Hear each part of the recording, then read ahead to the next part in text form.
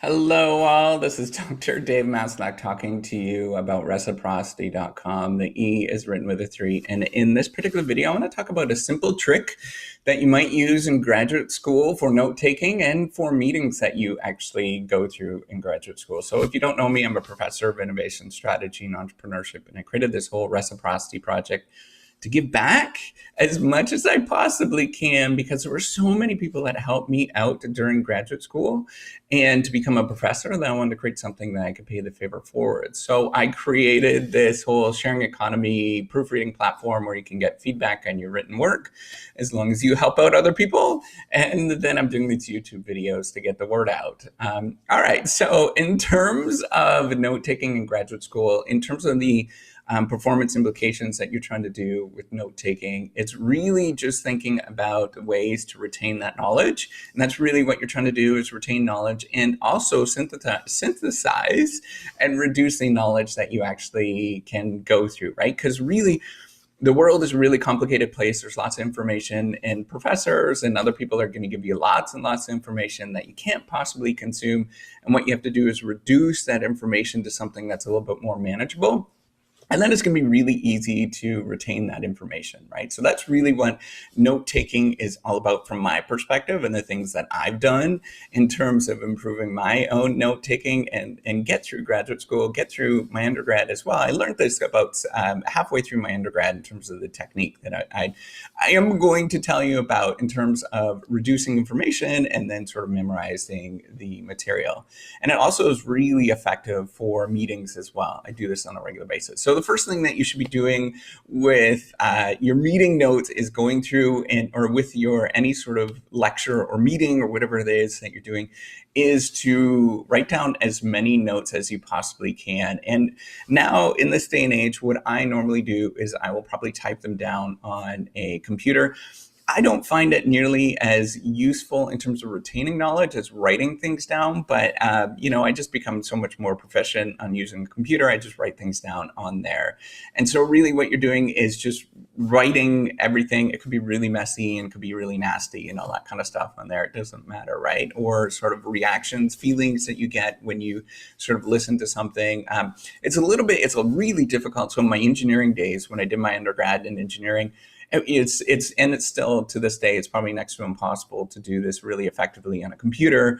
You have to take notes on a piece of paper. And then what you're going to do is after that, if there's multiple people there, or if it's a meeting of some sort, right, that you have some sort of objectives, what you want to do in the second step, so step number 2, after you reduce or you've written all this material down, you have to condense that into something that's a little bit more manageable, a little bit more workable.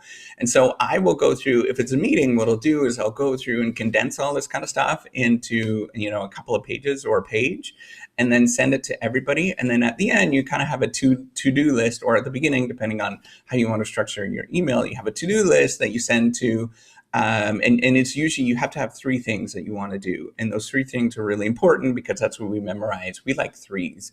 So you want 3 things that everybody, you should do in terms of going forward and what it is. And you write down specifically who those people are supposed to be doing those kind of things. It's really effective. It works very, very nicely. If this is taking notes for a class or for a seminar or whatever it is that you're doing, you want to condense all that kind of stuff into a workable, something that you can kind of go through. What I used when I was doing this is I had little workbooks like this, little tiny sort of notebooks. A lot of people, you see this, lots of academics will actually carry a little black notebook.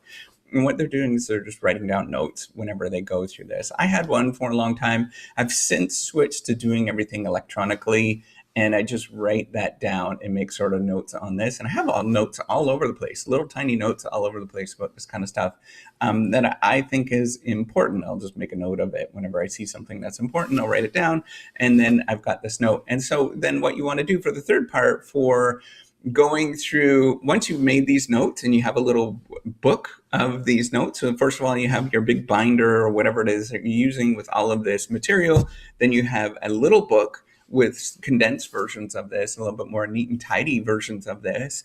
And then once you do that, you want to go through the condensed book in terms of memorizing. Maybe it's for an exam or something like that. You want to condense it into a couple of pages.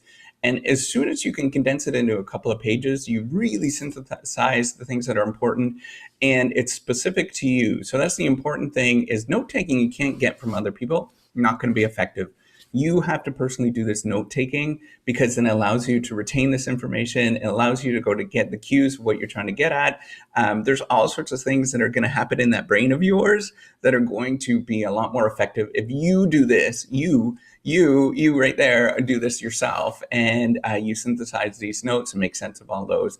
And then you could just memorize those couple of pages. And what I do on those couple of pages, sometimes things are really hard to memorize, and I had to memorize a lot of stuff back in the day, and I still, it's sort of, I absorb it at this moment. I don't have to do nearly as much memorizing as you do if you're doing an undergrad right now or you're doing graduate work. What you have to do is use like mnemonics and things like that, and make little silly sayings with things. If there's, maybe there's a 10-step process, well, memorize the first letter of those 10 steps processes, and you're going to make sense of those kind of things. If you want to memorize like numbers, for example, if you have to memorize numbers, you can do it in triplets. It's a little bit easier to do things in triplets. So instead of saying 1, 2, 3, what you want to say is 123. It's going to be a little bit easier to memorize that kind of stuff like that. Generally, in terms of memorization tricks, that works really well. I'm not very good. My brain doesn't work that good in general. Since I found out that I have a lot of symptoms for ADHD, and did all the tests and stuff like that, and sure enough, that's the only test I've ever aced that I didn't have to study for.